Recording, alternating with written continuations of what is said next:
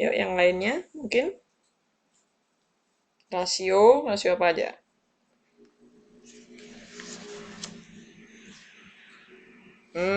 Leverage, likuiditas, profitabilitas, rasio pasar.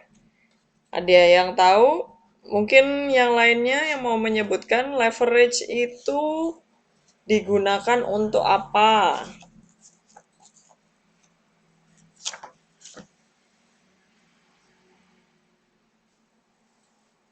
Leverage digunakan untuk apa?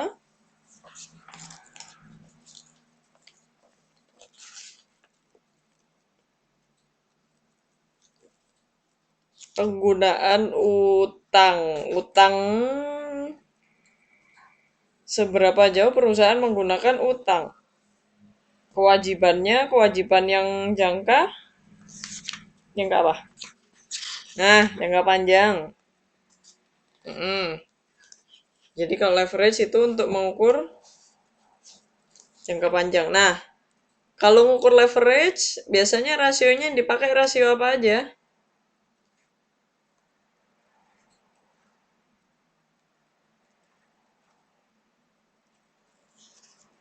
Apa?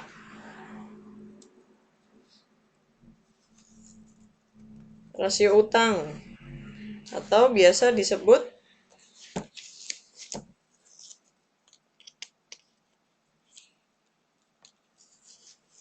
debt to equity. Nah, debt equity berarti debt dibagi equity. Atau hutang dibagi modal. Oke, sekarang selain leverage ada apa lagi? Likuiditas. Kalau likuiditas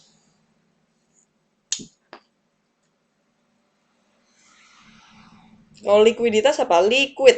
Asalnya dari kata liquid. Berarti memenuhi kewajiban yang jangka pendek. Benar.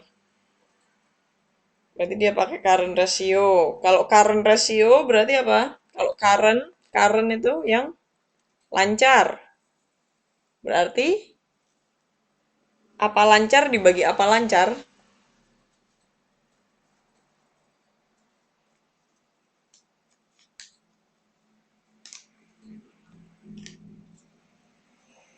Aktiva lancar dibagi hutang lancar. Oke, benar. Oke. Nah, sekarang ada rasio profitabilitas dan efisiensi. Kalau profitabilitas dari kata profit, profit aja Pak, laba. Berarti apa?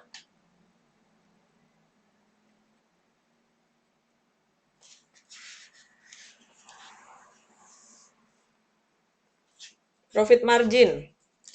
Kalau profit margin, kalau rasio profitabilitas berarti nyari profit marginnya. Berarti profit dibagi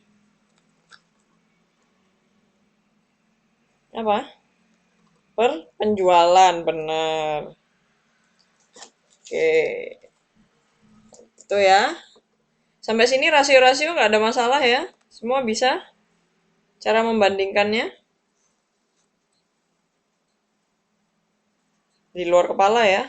Nah, satu lagi, kalau nilai pasar. Kalau nilai pasar itu kan diukur berdasarkan apanya? Kalau nilai pasar, harga saham, benar. Harga saham diapain? Untuk melihat P per E, price per earning.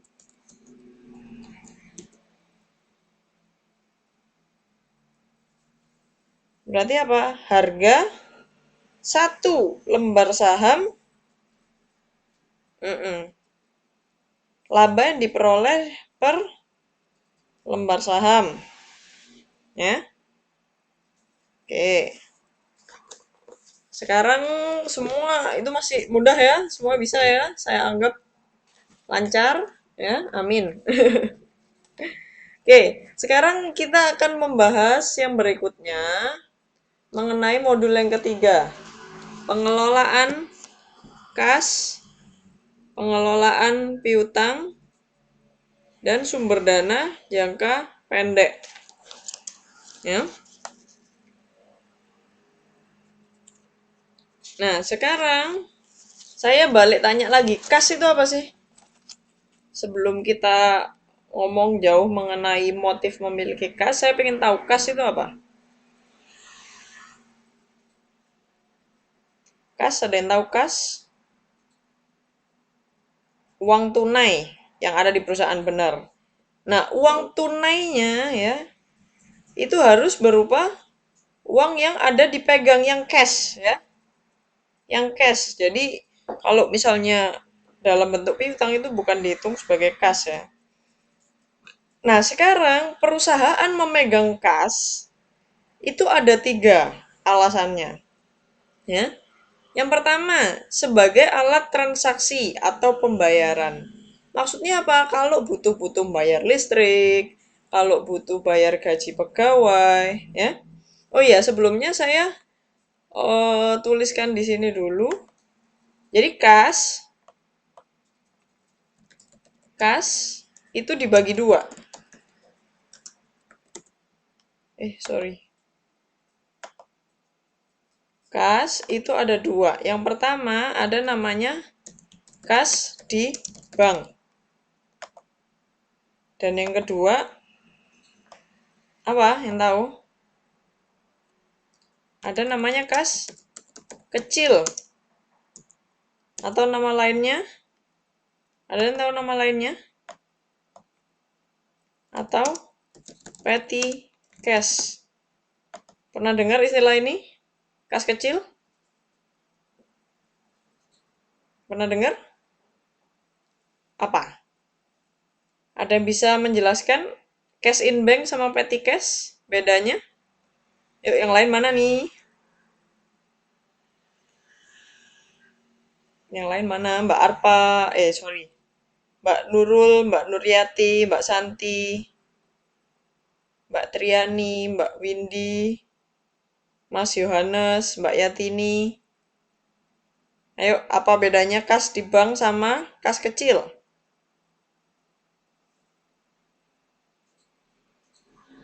Apa bedanya? TikTok, TikTok, TikTok.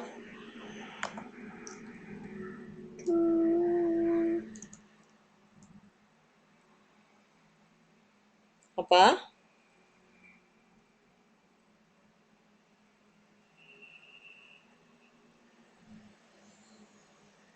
Apa? Halo, semuanya masih connect kan ya? Masih online kan ya?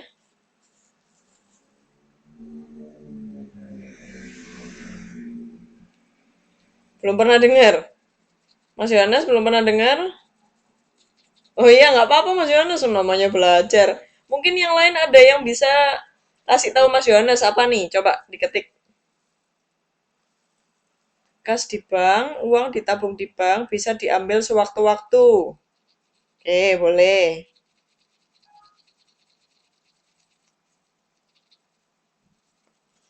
Mm-mm, benar Mbak Triani. Nah, kalau kas kecil?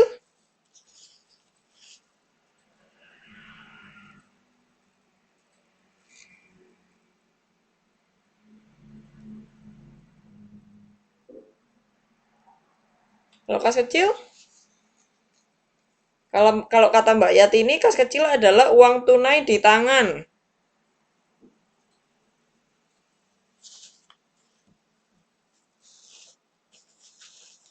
Uang dicadangkan untuk membayar pengeluaran yang sifatnya rutin, tapi jumlah relatif kecil.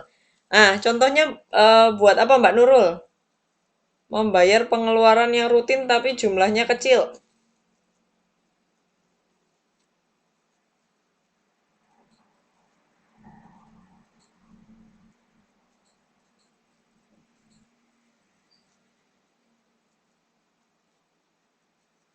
Transaksi rutin, contohnya apa? Kalau misalnya buat beli peralatan kantor atau ATK, bayar listrik, bener.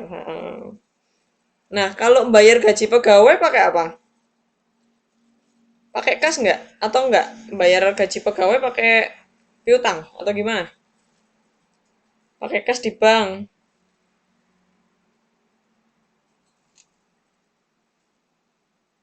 pakai kas di bank. Nah, sekarang kalau misalnya gaji pegawainya dibayarkannya nggak melalui transfer bank, apa tetap pakai kas kecil atau gimana?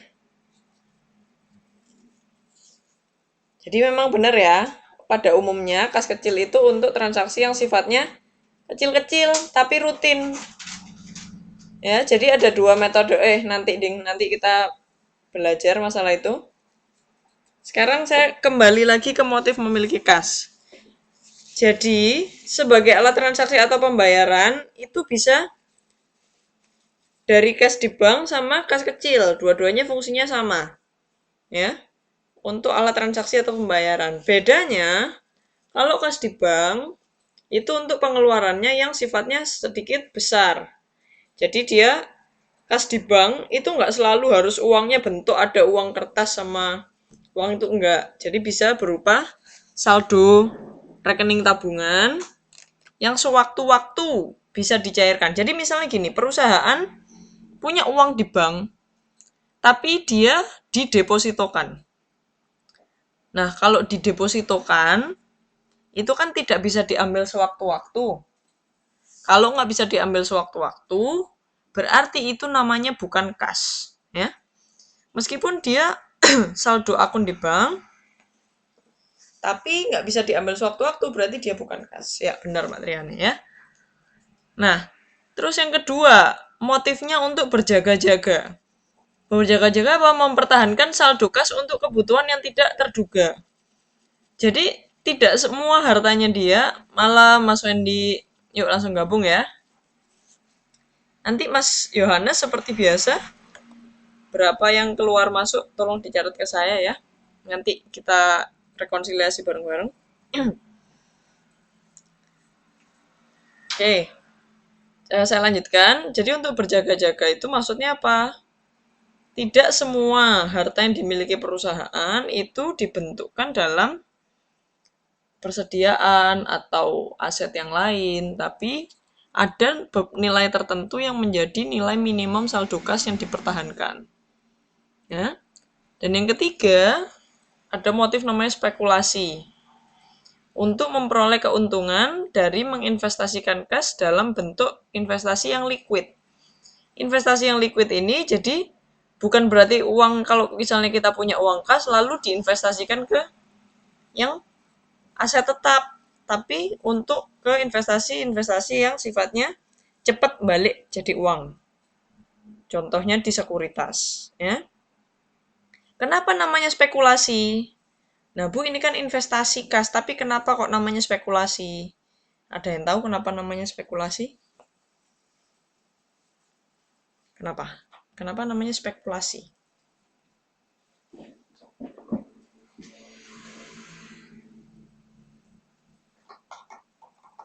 Kenapa namanya spekulasi?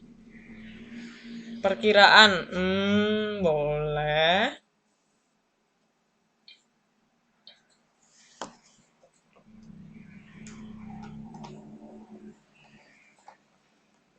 Ada yang tahu kenapa namanya kok spekulasi? Spekulasi itu apa sih?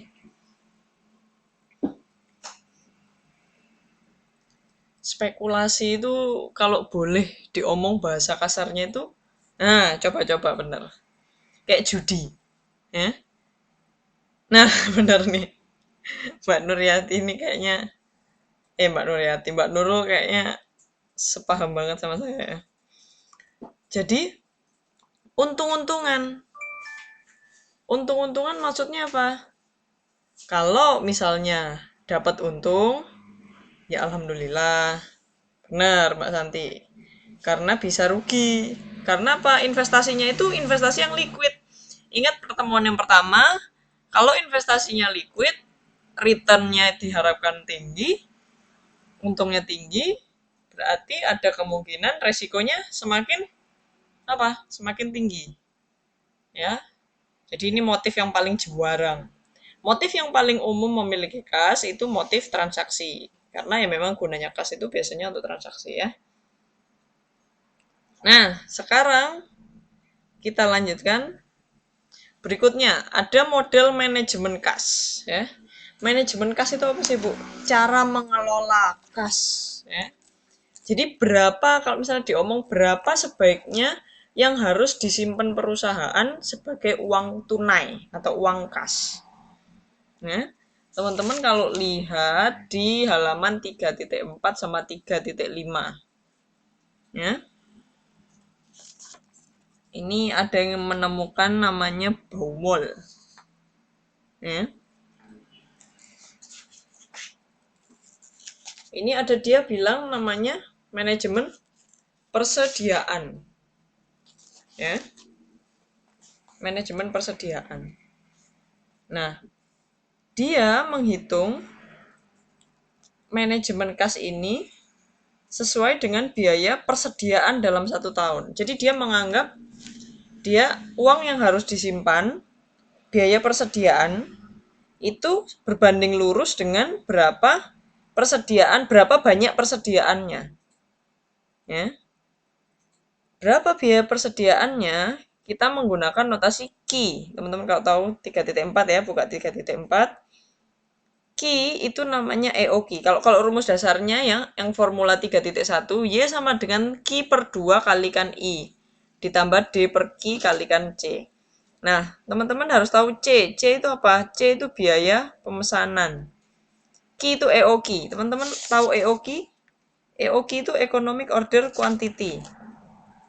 Jadi berapa nilai yang dibutuhkan, ya? Berapa nilai yang dibutuhkan kebutuhan kasnya setiap tahun, ya? Jadi berapa nilai dari kas yang harus disimpan setiap tahunnya, ya?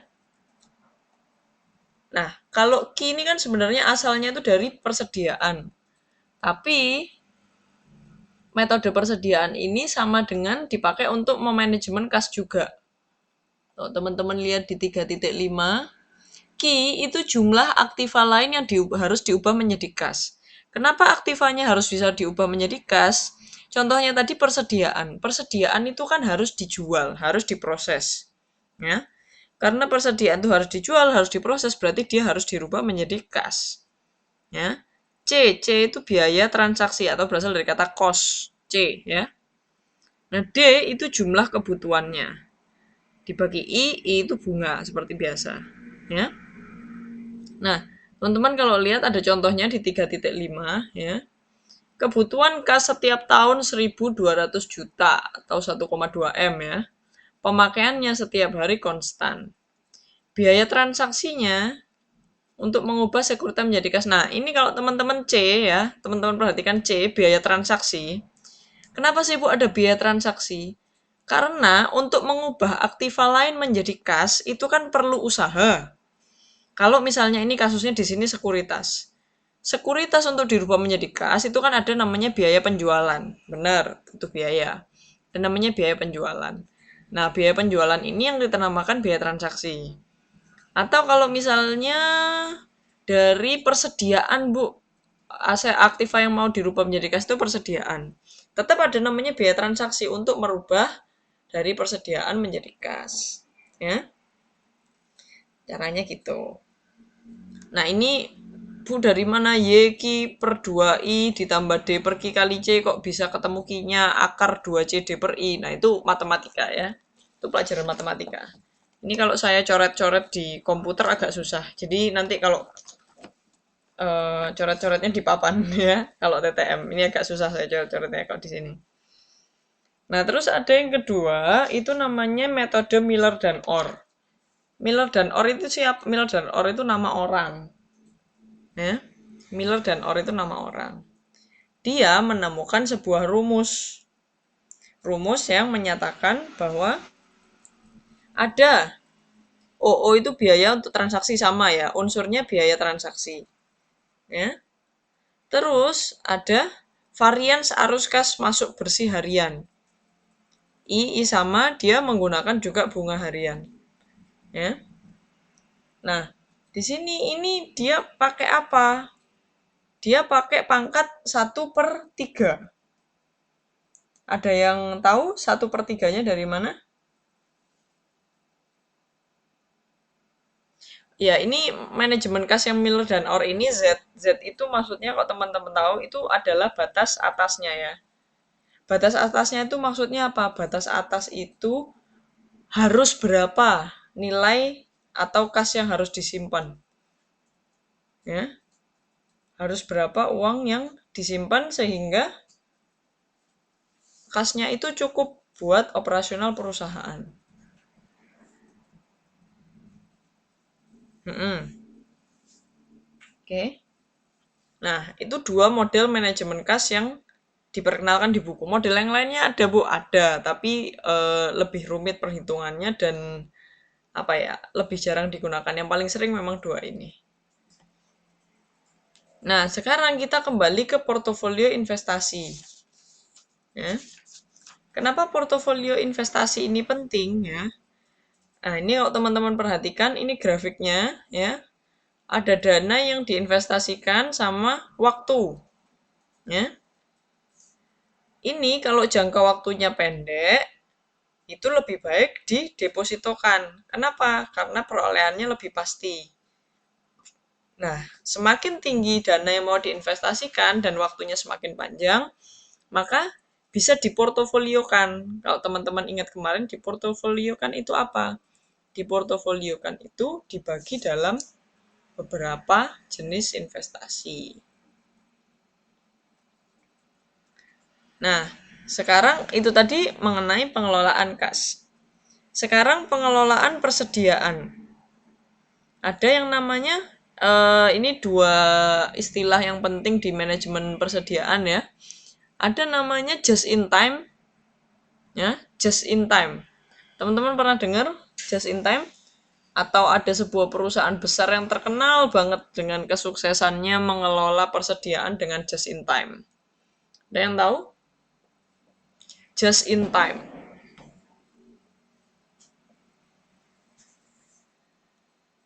Apa? Halo.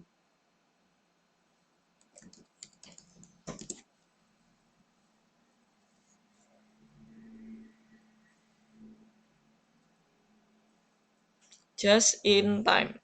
Just in time itu saat itu juga. Halo, halo. Masih di sini semua?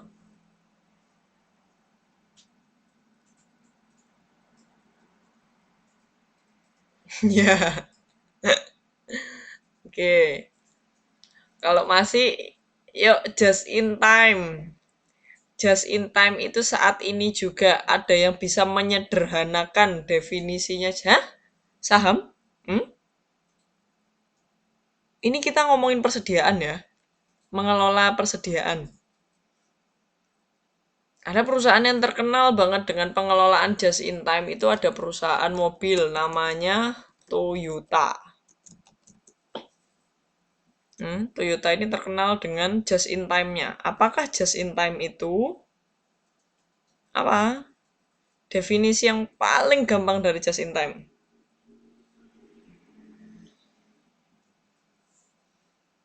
Apa?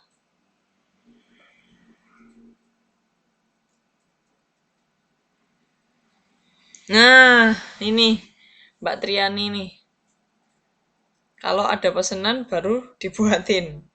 Ini quotes of the day by Mbak Triani. Kalau ada pesanan baru dibuatin. Nah, ini Mbak Nurul ini, wah ini definisinya lebih serius nih. Sistem produksi yang dirancang untuk mendapatkan kualitas, menekan biaya, dan mencapai waktu penyerahan seefisien. Kenapa? Jadi benar semua ya teman-teman ya, definisinya itu sama. Jadi sebenarnya bukan persediaan yang sesuai kebutuhan ya, tapi dia baru melakukan produksi ketika memang dia dibutuhkan untuk memproduksi. Jadi persediaan itu kan mengikuti proses produksi. Berhubung perusahaan baru hanya akan membuat jika ada pemesanan, maka persediaan juga mengikuti dibeli ketika ada pesanan. Nah, keuntungannya apa? Kalau baru ada pesanan baru dibuatin. Nah, sekarang saya membahas keuntungannya dulu. Masih fresh. Oke. Kalau barangnya barang konsumsi. Jadi fresh, misalnya bikin kue just in time. Kalau ada pesanan, biasanya kalau mau lebaran, bikin kue lebaran, nah itu just in time. Keuntungannya benar, satu masih fresh. Saya sama di sini ya. Mengurangi biaya penyimpanan. Kenapa Mbak Triani kok mengurangi biaya penyimpanan?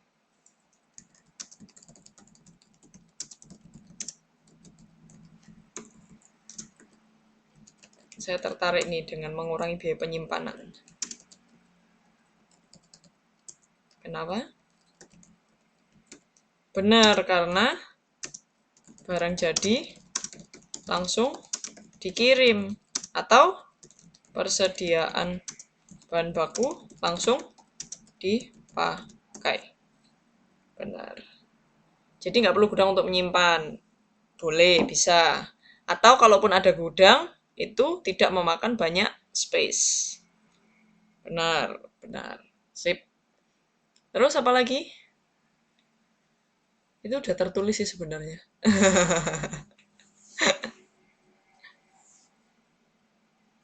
Apa? Yang ketiga? Apalagi keuntungannya?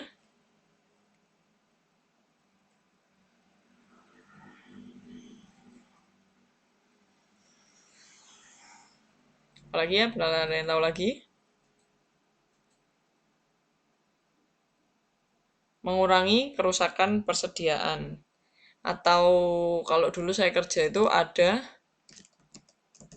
istilahnya ini.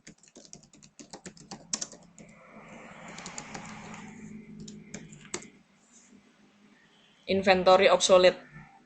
Obsolete itu apa? Obsolete itu rusak, basi. Ya pokoknya nggak bisa dipakai itulah obsolete ya. Jadi mencegah inventory obsolete. Kalau barang diproduksi massal, terus penjualannya naik turun, itu kan ada kemungkinan barang tidak sempat terjual atau tersimpan terlalu lama. Kalau tersimpan terlalu lama, berarti perputaran persediaannya nggak bagus. Kalau perputaran persediaan nggak bagus, artinya barang akan terlalu lama di gudang. Kalau terlalu lama di gudang, resiko rusaknya semakin besar. Nah, JIT atau just in time itu tujuannya untuk mencegah itu. Nah, itu kan yang keuntungan-keuntungannya. Sekarang kalau kerugiannya, sorry, kerugiannya,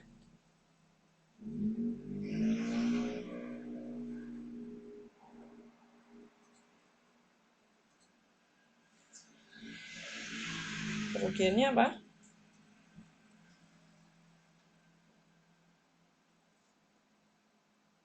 Kalau ada pesanan jumlah besar sulit mendapat bahan baku, benar, benar, benar banget. Ada yang lain? Benar Mbak Triani, makasih. Yang lain, yang lain?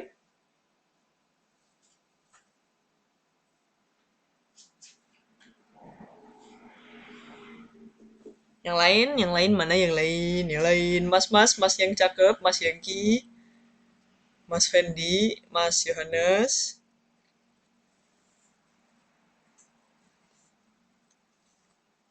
Apa? Apa?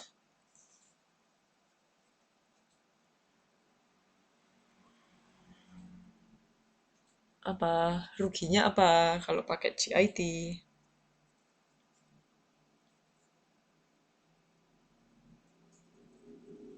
Apa?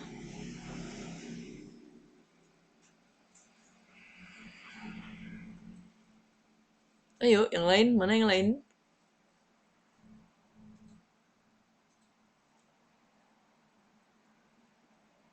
Apa yang lain? Apa yang lain?